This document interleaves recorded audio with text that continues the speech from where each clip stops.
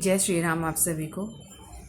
सब सुख लहे तुम्हारी सरना, तुम रक्षक काहू को डरना। आज जो उपाय मैं आपके साथ शेयर करने वाली हूँ उसमें विशेष करके तुलसी दल का बहुत महत्व है। हनुमान जी के भोग में तुलसी दल का इतना महत्व क्यों है और हनुमान जी को तुलसी दल इतना प्रिय क्यों है, उसके पीछे की एक पौराणिक कहानी है और एक चीज़ उससे जुड़ा हुआ है। आज हम जानेंगे कि वो कहानी क्या है और हनुमान जी को तुलसी दल इतने प्रिय क्यों है। साथ ही जानेंगे तुलसी दल से जुड़ा हुआ उपाय। कहते हैं जब रावण पे विजयी होकर सब लोग अयोध्या नगरी आए थे और वहाँ पर जब भोज चल रहा था तो जब हनुमान जी भोजन कर रहे थे, कहते हैं कि एक टाइम ऐसा आया कि जितना भी अनाज था वो धीरे धीरे करके ख़त्म होने लगा था, लेकिन फिर भी हनुमान जी की जो भूख थी वो ख़त्म नहीं हो रही थी और उनको संतुष्टि नहीं मिल रही थी। तब माँ जानकी भी बहुत परेशान हो गई और फिर राम जी ने माँ जानकी को सुझाया कि तुम हनुमान को तुलसी दल दो। और फिर प्रसाद में जो भोजन हनुमान जी पा रहे थे उसमें तुलसी दल रखकर माँ जानकी ने हनुमान जी को दिया और वो खाकर हनुमान जी संतुष्ट हो गए और उनकी जो भूख थी वो ख़त्म हो गई। कहते हैं तभी से हनुमान जी को तुलसी दल चढ़ाया जाता है। उनके कहते हैं कि जब आप भोग लगाइए, भोग प्रसाद, तो उसमें तुलसी दल ज़रूर से डालिए। ये एक चीज़ हो गया। और कहते हैं जैसे कि श्री राम जी विष्णु जी के, कृष्ण भगवान के अवतार हैं, तो विष्णु भगवान की हर पूजा में आप देखेंगे कि तुलसी दल चढ़ाया जाता है और उसका बहुत महत्व रहता है। ये भी एक कारण है कि हनुमान जी को तुलसी दल बहुत प्रिय है, क्योंकि हनुमान जी श्री राम जी के अनंतम भक्त हैं। सावन का महीना चल रहा है और जैसे आप सबको पता है कि इस महीने में शंकर जी की पूजा अर्चना बहुत ज़ोरों शोरों से की जाती है। उसी तरह से हनुमान जी भी शंकर जी के ही रुद्र अवतार हैं। तो अगर आप किसी मनोकामना को लेकर हनुमान जी की पूजा अर्चना करते हैं तो आपको शीघ्र उसका फल मिलता है। विशेषकर अगर हम सुंदरकांड की बात करें, सुंदरकांड ही क्यों, क्योंकि सुंदरकांड में बहुत सी ऐसी चीज़ें हैं जो हनुमान जी को बहुत प्रिय हैं। जैसे आप सबको पता है कि श्री राम नाम आप जब लेते हैं, रामायण का पाठ आप जब करते हैं, रामचरितमानस का पाठ करते हैं, कहते हैं हनुमान जी जहाँ भी राम नाम का गुणगान होता है वहाँ पर सबसे पहले आते हैं और सबसे आखिरी में जाते हैं। और सुंदरकांड में तो कितनी ही बार राम जी का नाम लिया गया है।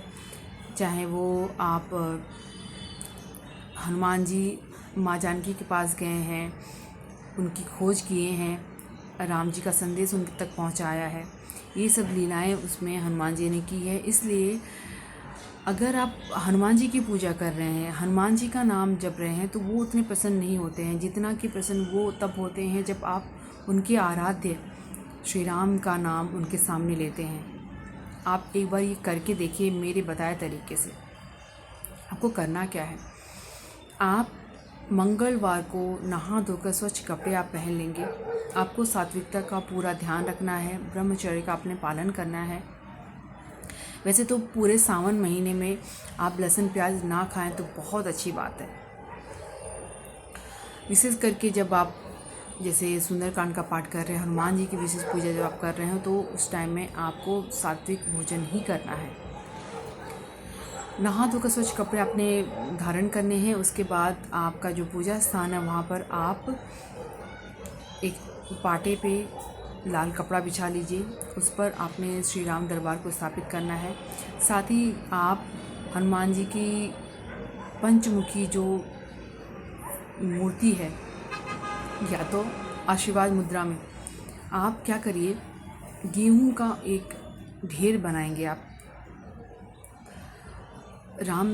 श्री राम दरबार को आपने स्थापित कर दिया, उसी के ठीक सामने आपने गेहूं का एक ढेर बनाना है और आपने उस पर एक चमेली का तेल का दीपक आपने उस पर जलाना है।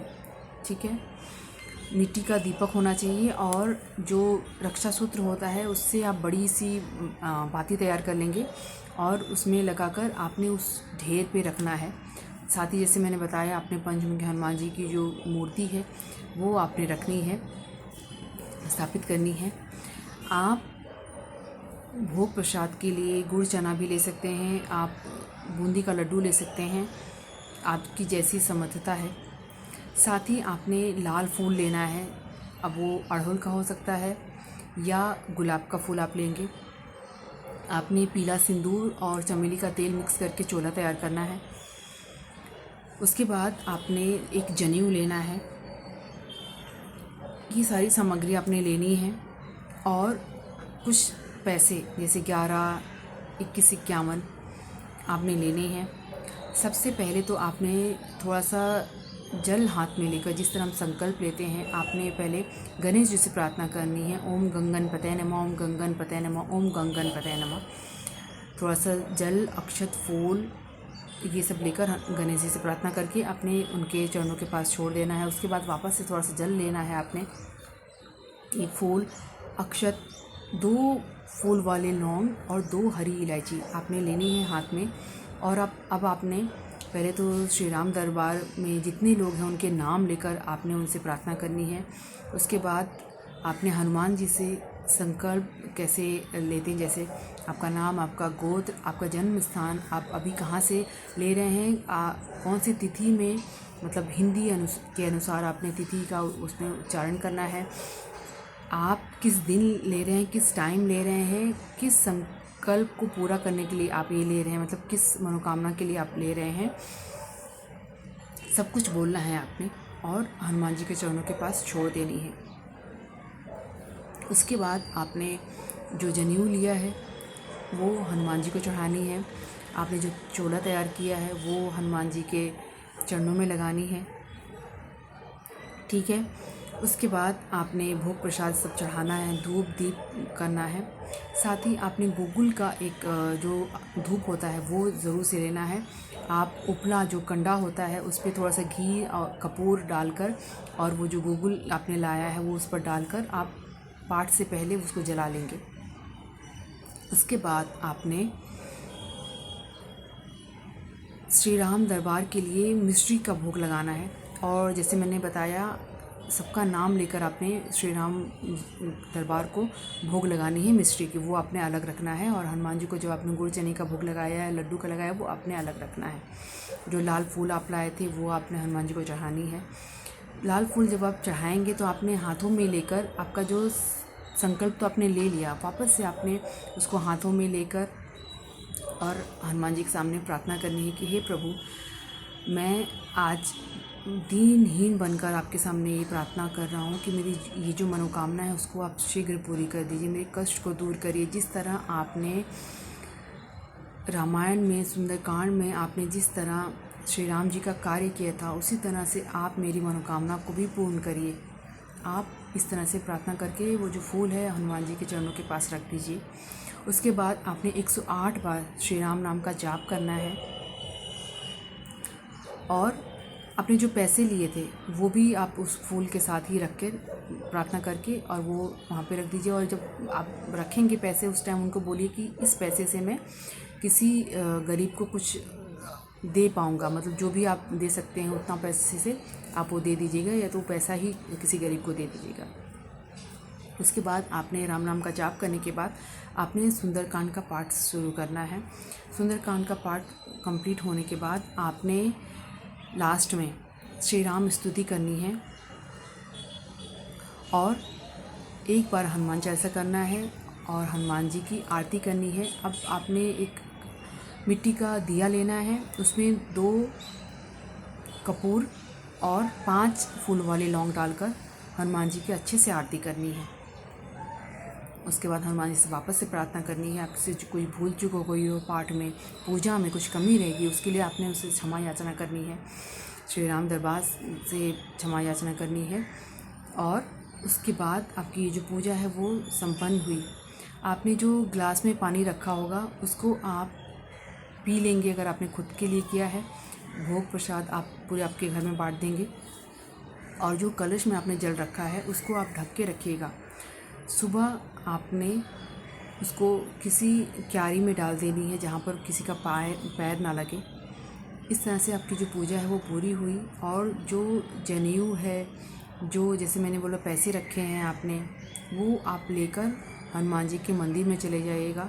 और वहाँ पर अगर कोई गरीब नहीं मिला आपको तो आप दान पेटी में जो है मंदिर में, वहाँ पर आप डाल दीजिएगा। वो जो जनेऊ हो वो मंदिर में ही आप रख के आ जाइएगा, यहाँ वहाँ नहीं रखना है आपको। और मंदिर में जब आप जाएंगे तो हो सके तो कुछ भोग, जैसे उनको मीठा पान पसंद है, वो लड्डू पसंद है, आप वो लेके चले जाइए। नहीं कुछ तो गुड़ चना ही लेके चले जाइए आप, वहाँ पर चढ़ाकर उनसे प्रार्थना करके और घर आ जाइए। आप देखेंगे कि आपकी जो मनोकामना है वो एक मंगलवार पूरा होते होते आपकी मनोकामना पूरी हो जाएगी। इतना पावरफुल ये उपाय है। पूरे भाव और श्रद्धा के साथ आप इसको करके देखिएगा। वीडियो में लास्ट तक बने रहने के लिए आप लोगों का तहे दिल से धन्यवाद। वीडियो अगर पसंद आए तो लाइक ज़रूर से करिएगा। चैनल पर अगर नए तो चैनल को सब्सक्राइब कर लीजिएगा। कमेंट में प्रभु श्री राम जी का, प्रभु बालाजी का नारा लगाना मत भूलिएगा। किसी एक को ये वीडियो जो है शेयर करिएगा। मिलते हैं हमारे नेक्स्ट वीडियो में, तब तक के लिए जय श्री राम, जय प्रभु बालाजी।